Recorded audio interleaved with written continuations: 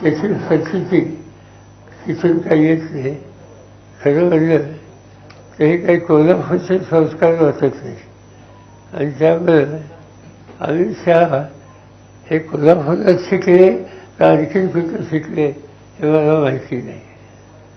आज अमित शहा महाराष्ट्राच्या दौऱ्यावर देखील आहेत, वेगवेगळ्या ठिकाणी भेटी देणार आहेत आणि या सगळ्या दौऱ्यादरम्यान एकनाथ शिंदे सोबत असणार आहेत त्यांच्या. ठीक आहे, कसं आहे की राजकीय पक्षाचे प्रमुख आहेत आणि त्यामुळे साहजिकच आपल्या पक्षाचा विस्तार वाढवायचा त्यांचा अधिकार आहे आणि त्या दृष्टीनं त्यांची पावले दिसतात.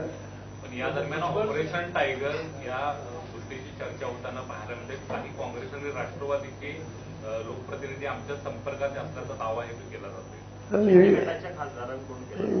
वाचलंच हे विशेषतः उद्योग मंत्री काय नव्हतेच सावंतांचं क्षेत्र गावासरनं मी पाहिलं.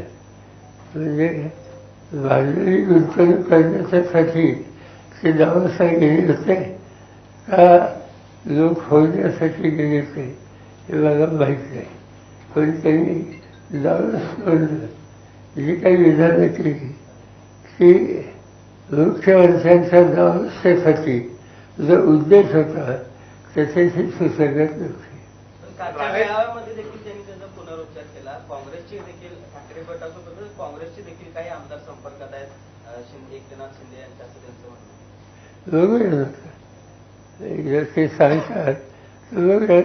काही लोकांचे फोटो मी पाहिले काही खासदारांचे आणि ते फोटो पाहिल्यानंतर ते लोक सेना सोडतील म्हणजे ठाकरेची हे अजिबात मला पटत नाही. कारण काही माणसं अशी आहेत सेनेमध्ये, सेना म्हणजे उद्धव ठाकरे, की ते काय वाचतील ते त्या करतील. पण